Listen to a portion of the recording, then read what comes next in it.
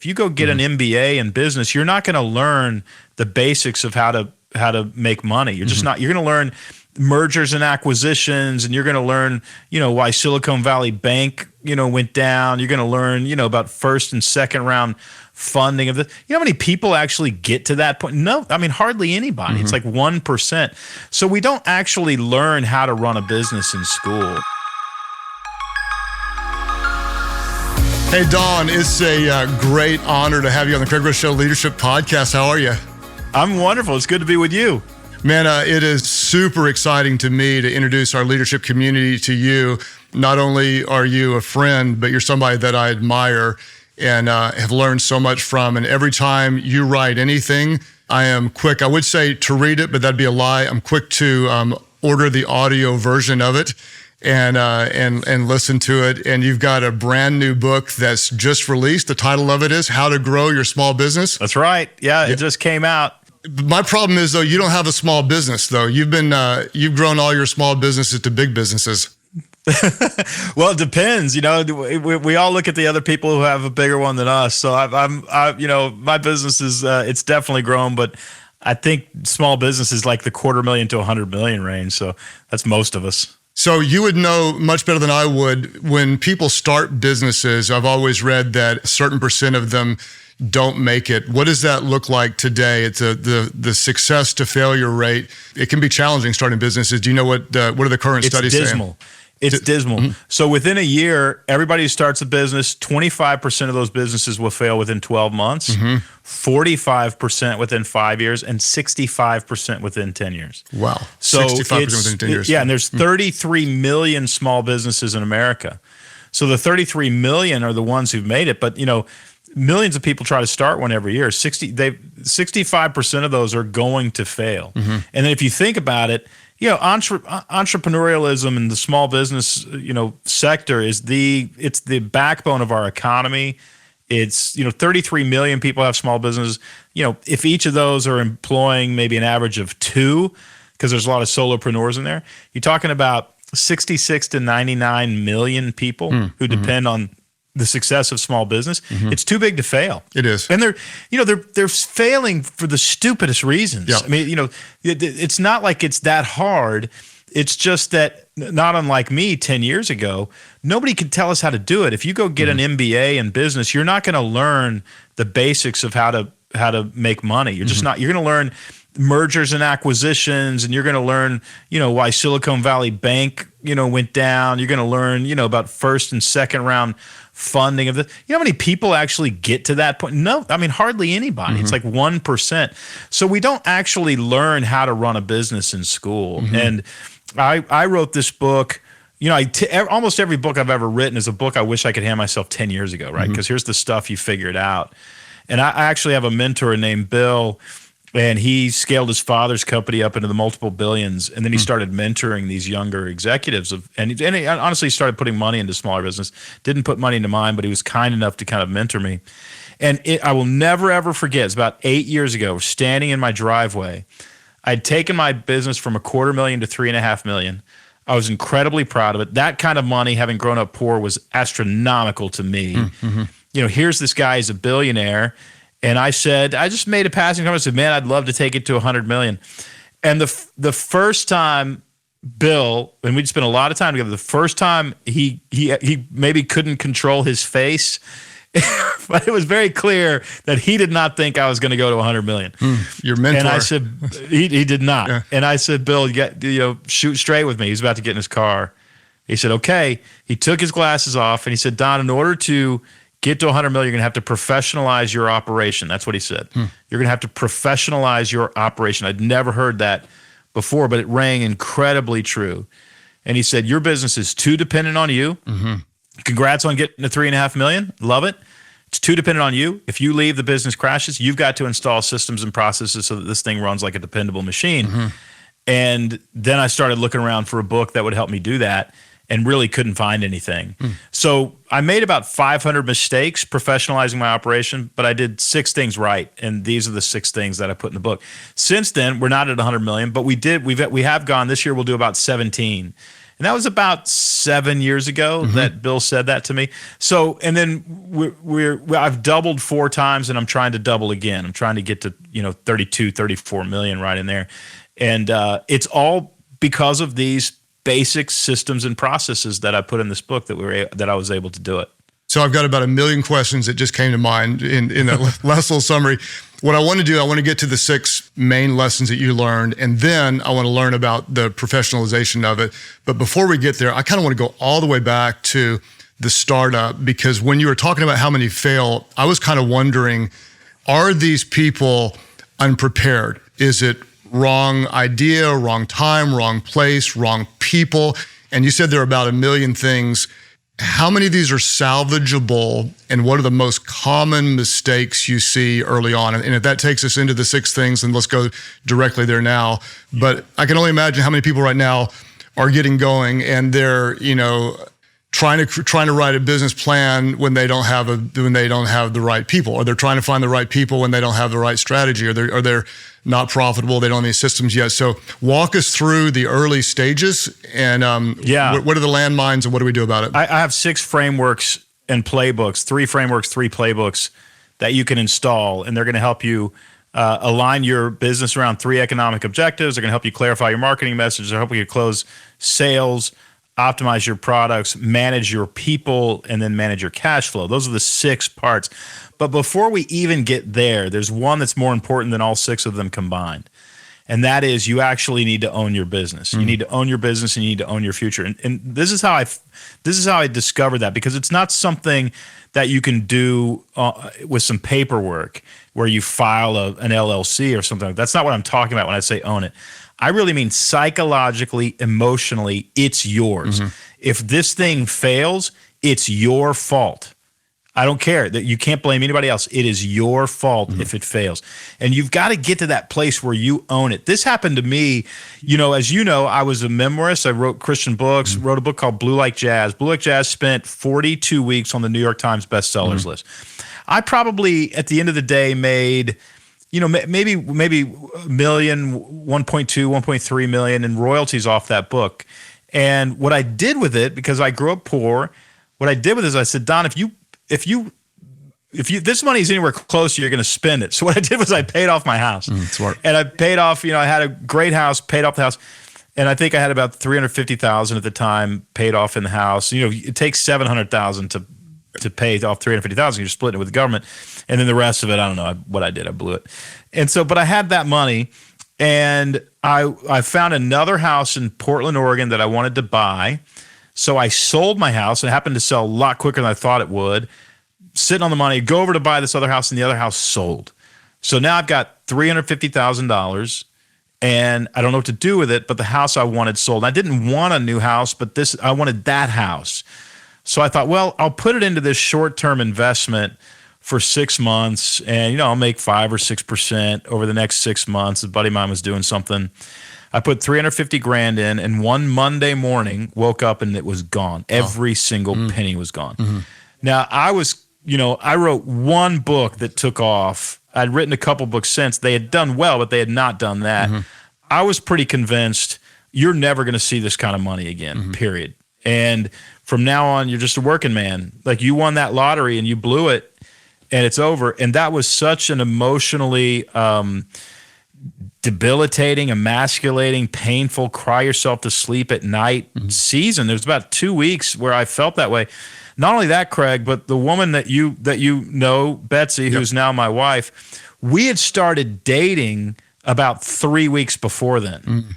So women, I don't want to generalize, but women tend to be attracted to good looks.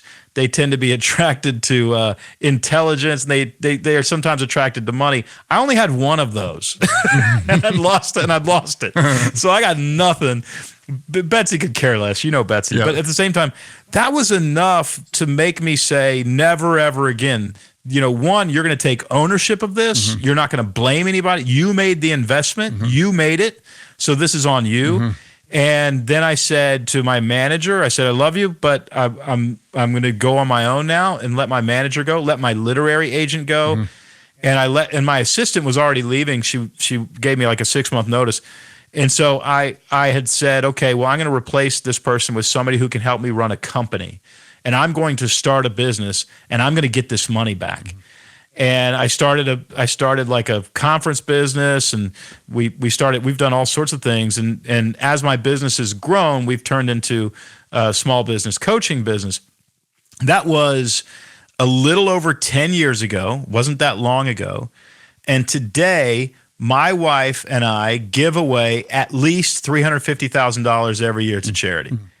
And it's all because of that foundational understanding of I will control my future. And of course, I mean that reasonably, right? I'm going to accept agency for what God has given me to steward. And that was the foundation that allowed me to start growing a business. What I was doing before was I was trusting my agent. I was trusting my speakers bureau. I was trusting, which is fine. But really, if things didn't go well, it gave me an excuse.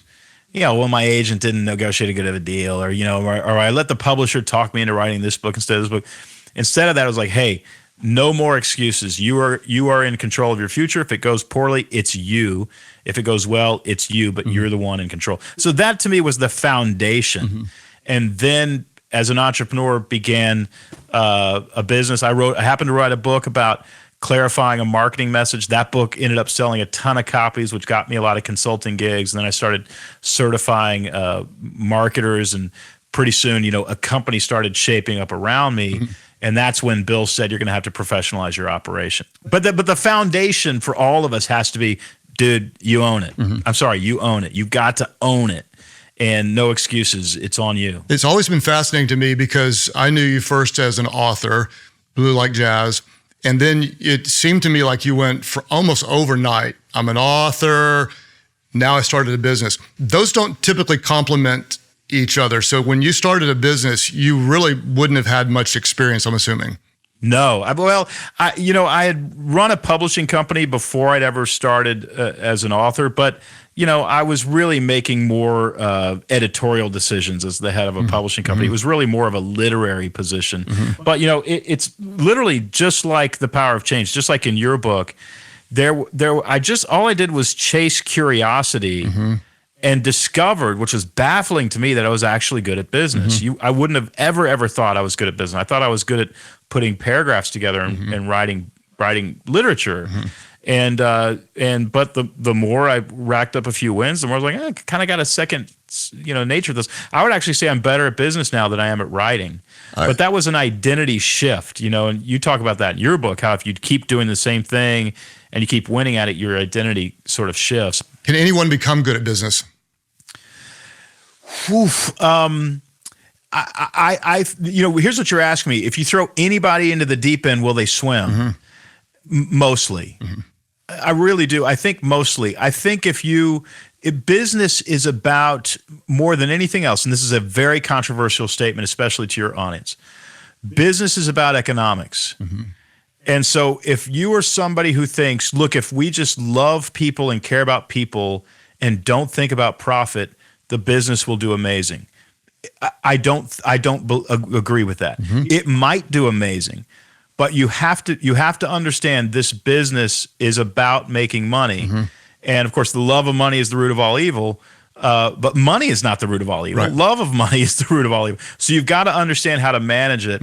And I would say anybody who understands, what I say, the very first thing in the book I say is that your business should be aligned. Everybody who works for you or you as a solopreneur should have 3 economic objectives. In other words, literally, you should say, we're going to sell this many of this unit, this many of this unit, and this many of this unit.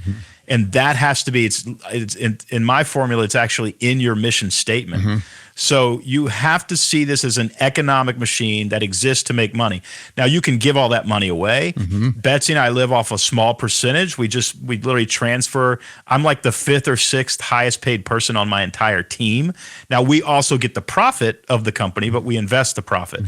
So, we see it as a machine that makes money, and then we try to do good things with the money. Right. The people who aren't going to be able to swim in the deep end are people who don't understand running a business is it's an economic undertaking. You say that's going to be a controversial thought according with my community, and I would say I'm hoping to train our community that's not to think that way. That's not an unwise thought. That in fact, if you want to look at it from a spiritual perspective, in the Gospels in Matthew 25, Jesus was pretty proud of the person who took a few talents, put it to work, multiplied, and create more, and said applauded that person versus the one that didn't do anything with it.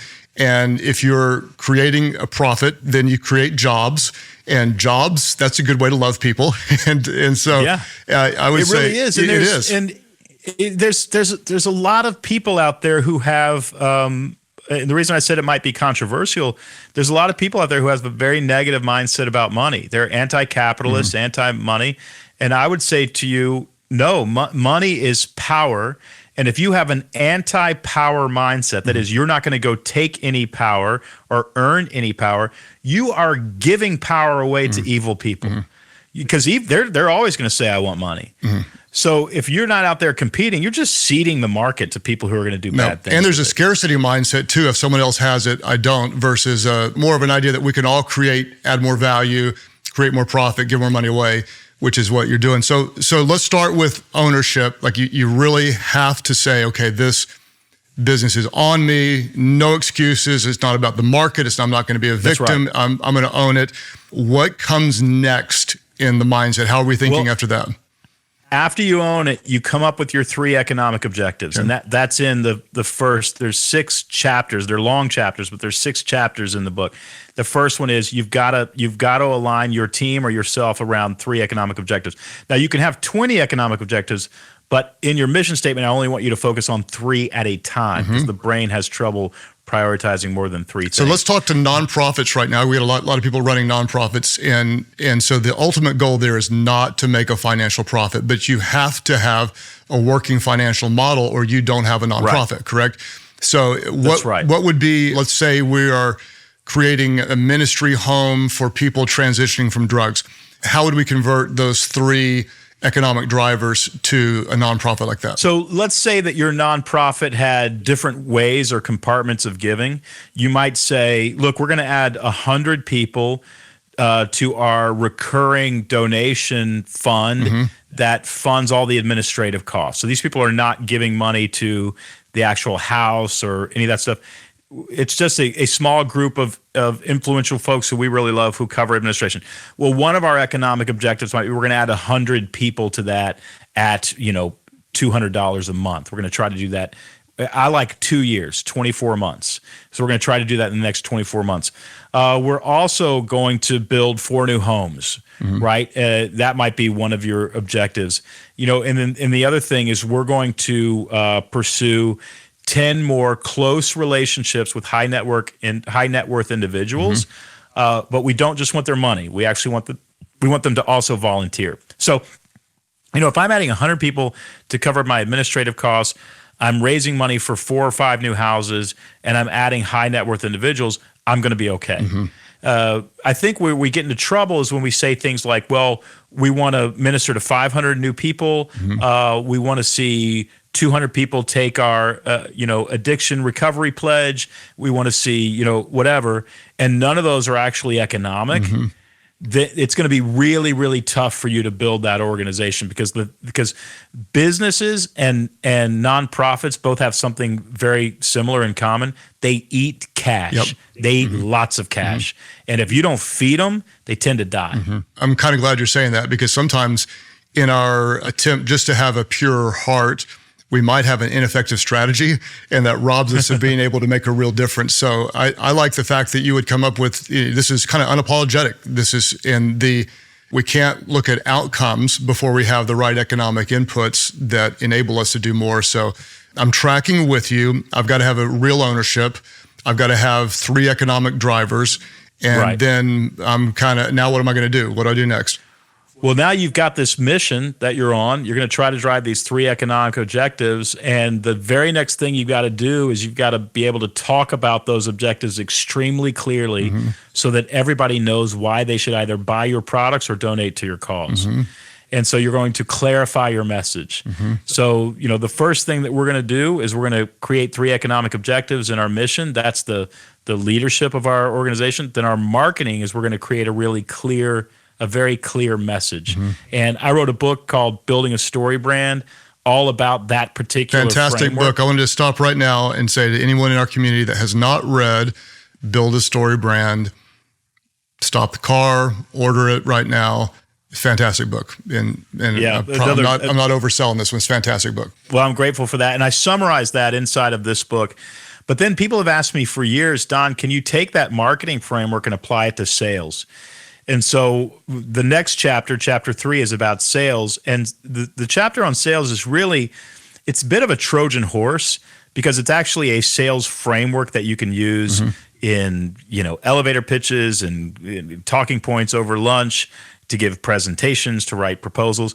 I just teach you to write an email. And I teach you to write a formulaic email that has 5 parts, and that's it. And if you write that email to your clients, if you use that formula 5 times, it'll totally change the way your brain works. It basically invites customers into a story. You'll love this, Craig. I was with, did this twice in the last month. The first time I was with a company called Calix. They're a broadband services company. They put 250 sales reps in a room in Las Vegas. And they said, Don, can you come in and speak to our, be one of our keynote speakers to our sales conference? So I went in and I said, hey, 250 people in the room, raise your hand if you got a sale hanging. Like it's just dangling, you're trying to close it. 250 hands goes up. That's what they do. And I said, okay, let's write them an email right now. Like if you got a computer on you, open it up. We're going to send them an email. We're going to close the deal right now. Put the formula up on the screen, walk them through to how to write this email, and I had to catch a flight.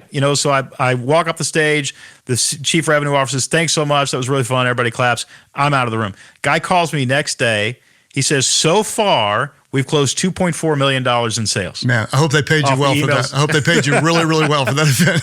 Well, maybe realize I wasn't charging enough. Yeah. But it was, and I'll tell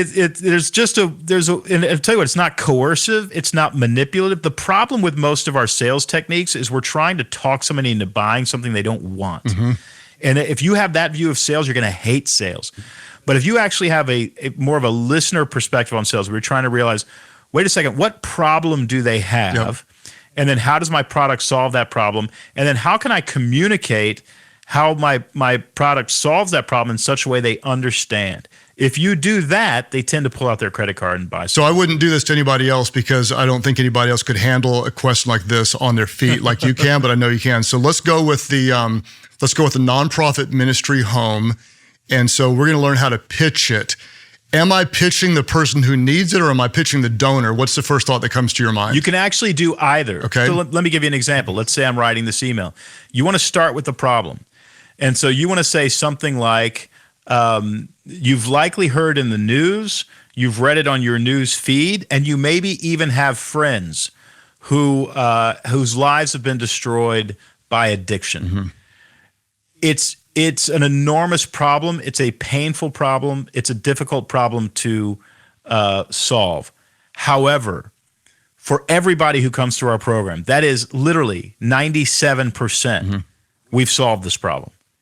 If you are looking for somebody to partner with to solve this problem right here in our community, you can give to this. Now, what I just did, here's what I did. I positioned the problem first. I positioned the product or the service as the solution to the problem. And then there's 3 more things you want to do.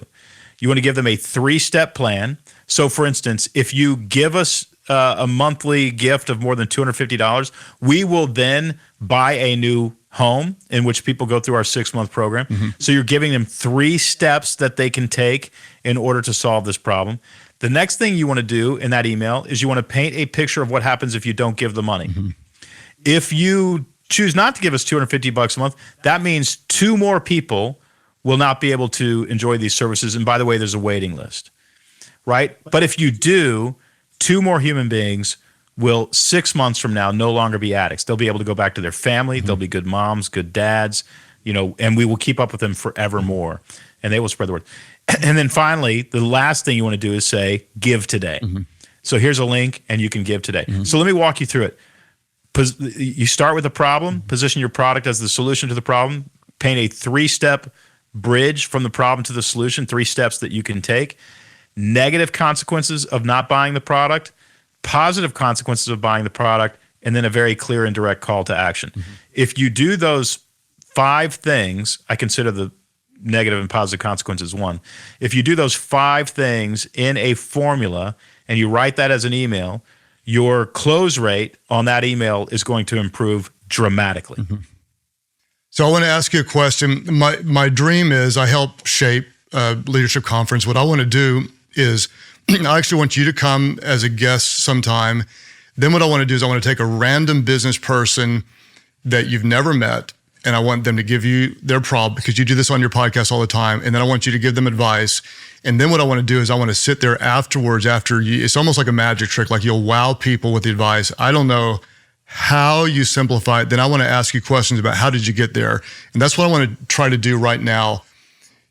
In my opinion, one of the things that make you so brilliant is you look at massive, complicated things and you see 4 steps, you see 3 steps, you can create clarity. When you're starting a business, when you're scaling it up, when you hit white waters, when you have a bad culture, how do you analyze a very complicated problem and crystallize a clear solution that is actionable and effective? What goes through your mind? Well, a lot of times you'll meet somebody, and I meet these people occasionally, and you'll think, boy, that person is just a savant. They're a business savant, in the world of business. Really, what often is happening with that person is they are actually just comparing what they're looking at to a standard. And they're able to very quickly differentiate between what they're looking at and what the standard should be. So when I look at a business, and you're going to love this because you're an amateur pilot, when I look at a business, I look at it and I'm looking for an airplane. And here's what I mean. I'm looking at the cockpit to make sure that they are entering into the flight computer economic objectives. Now, if you don't do that, then that plane doesn't know where it's going, and nothing's going to work. Then I look at the right engine, which is the marketing engine. You've got to fire up that marketing engine to get the plane moving forward. You've got to fire up that thrust. So now I'm looking at their website. Is their website confusing? Can people understand pretty quickly what problem they solve? If they can't, we can fix that. We can fix that right engine. Then I look at their sales engine. And their sales engine is, are you inviting customers into a story? Are you using this framework? Are you making it super clear? Do your salespeople like to sell, or are they being coercive? We fix that left engine. The wings of the airplane are your products. Your products need to be very profitable and they need to be in demand, and we can optimize those products to make them even better. Then the body of your airplane is your overhead, and your biggest part of overhead is always labor. And so if you're not running a management and operations system, your labor's probably really bloated and your plane's going to go down. Then finally, your fuel tank is your cash flow. If you run out of cash, you're going to crash. So I believe more than 90% of businesses fail because of one of 6 reasons. And it's the 6 that I just gave you. So let's say I'm walking into a business and it's funded by private equity. They just got their 3rd round or whatever. They're sitting on $20 million in their bank account. And they've got an office in the nicest part of town with the nice furniture. They're taking me back into a little room saying, Don, pick out any sweatshirts you want with our logo on it. Here's some M&Ms that have our logo on it. What am I looking at? I'm looking at an airplane with the big old fat giant body, tiny little wings, teeny little engines that are smoking, and nothing entered into the flight computer. I give this business 6 months, right? But if I walk into a business and it's a warehouse and they're sitting on apple crates and they got $20 million in funding and they're like, look, we don't want to spend any money on furniture. We're going to put it all into the product because we want our profit margins north of 50%. You know what I say? Can I invest? Right? So you got to know when you walk into the room where they're putting money. Is the money going toward profitable products? We waste so much money trying to look successful. It just doesn't work. Well, and then when you are successful, 10 years later, you do start spending the money on some of the stupid things, and it's hard to keep that entrepreneurial mindset, and you get fat, slow. It's hard to keep that airplane lean. It is. And we're 27 years into leading the church here. We were the leanest, most aggressive, fast-moving group of people that I'd ever been a part of, and we're not as much today. It's more complicated, it's slower, and it's frustrating. You have to fight for that. And that if we can take that part and go to the professionalization part. You've gone from 3.5 million to 17 million in revenue. You've doubled. Outside of those 6 incredibly important fundamental qualities that we need, how do you think about starting to scale up? What changes in your mindset? Do you think bigger in those 6 areas? Do you think different? What goes through your mind? Whenever we make a spending decision, I go back to the airplane. So let's say that we're about to hire, my team comes to me and says, hey, we need some project managers in these 3 different departments, 3 project managers. Well, I know that's going to make the body of the airplane bigger. Mm-hmm. And so what I want to do is I want to sit down and say, hey, we can make the body of the airplane bigger, but only if we make the wings bigger and the engines more powerful. Yep. So how do we offset this administrative cost? Mm-hmm. And they say, well, and they come back to me and say, well, what if we create this new product that'll make us enough money mm-hmm. to cover the project manager salary? Mm-hmm. Okay, well, that sounds good. So the airplane can go from a single prop, ultralight, mm-hmm. if running on a rubber band. You just you always want to build everything in proportion. Yep. If we're going to spend more money, the wings either need to be bigger mm-hmm. or the engines need to be more powerful. Mm-hmm. So you want to just keep everything always in proportion as you build the business. And if you do that, you can get as big as you want. You'll never go down. Yeah, that's really wise. I think a lot of times what happens, and like in the nonprofit or in church world, I talk about it as above the line, below the line. So if you're trying to make the line go up and to the right, you've got to have what above the line is going to be your evangelistic thrust or your big youth group, or it's the thing that's exciting. The below the line has to be the cash flow, has to be the structure, has to be the admin. And in order for the line to go up, the structure or that which fuels it has to be strong underneath it. And those have to be working together, or eventually the line falls and the bridge collapses. So I think your analogy is actually much more adaptable than that and more robust. I want to help people find you. The book is How to Grow Your Small Business. Can you tell us about your podcast, about your website? There will be people. What do you offer that we've got business leaders and even people nonprofit may want to learn from you? Tell us where we can find you. Well, we're excited about an initiative we're doing now called Small Business Flight School. It's something that launches in May. It is a cohort of small business owners. It's a 6-month program. And the challenge to every one of them is double your revenue in 6 months. So if you're a $300,000 business, we want you at $600,000 in 6 months. If you're $3 million, we want at $6 million. It gets harder the bigger you get, but you can still do a 30, 40, 60% increase in revenue. And you're going to do that by doing everything that you and I just talked about. We are going to overhaul 6 parts of your business, and we're going to do it in 6 months. So if you go to Small Business Flight School, you can find out more about that program. It's just a wait list right now. We launch it in May. And the new book is out. How to Grow Your Small Business is available everywhere. And if people want to come and find you, what's the best place to find Don Miller? Well, if you want to find pictures of my wife, my unbelievably cute daughter, and my dog, go to Donald Miller on Instagram. And every once in a while, I'll tell a really, really bad dad joke. And if you keep it up, you're getting a new rower. And before long, you might be showing some rowing action shots, huh? That's where the plane crashes, right there. We just didn't put enough fuel in that. Staying accountable to my leadership and fitness mentor. His name is Craig Groeschel. Yeah, let's go, man. Let's go. I learn from you every time, and I appreciate you being with us. The book, How to Grow Your Small Business. Anything by Don you'll want to pick up, be sure and follow him. I promise you, he'll change the way you think. I always tell people, don't try to copy what people do because you can't, but learn how they think. This is a guy that you want to learn how they think. And I want to say to all of you, thank you for being a part of our leadership community. You will want to get the show notes. Go to Life.Church/leadership podcast. We'll link to all of Don's books. We'll link to where you can find him as well, with detailed questions in here to go over with your team. Post on social media. If you post and tag Don or tag me, our teams may repost you. And hey, keep growing. Keep that airplane in the air. Let the wings grow. Keep both engines going. Keep fuel in there. Make sure the cockpit is organized and press direct to, and tell where we're going with the economic drivers. And you will get better in your leadership. And we know that everyone wins when the leader gets better. Thanks so much, Don.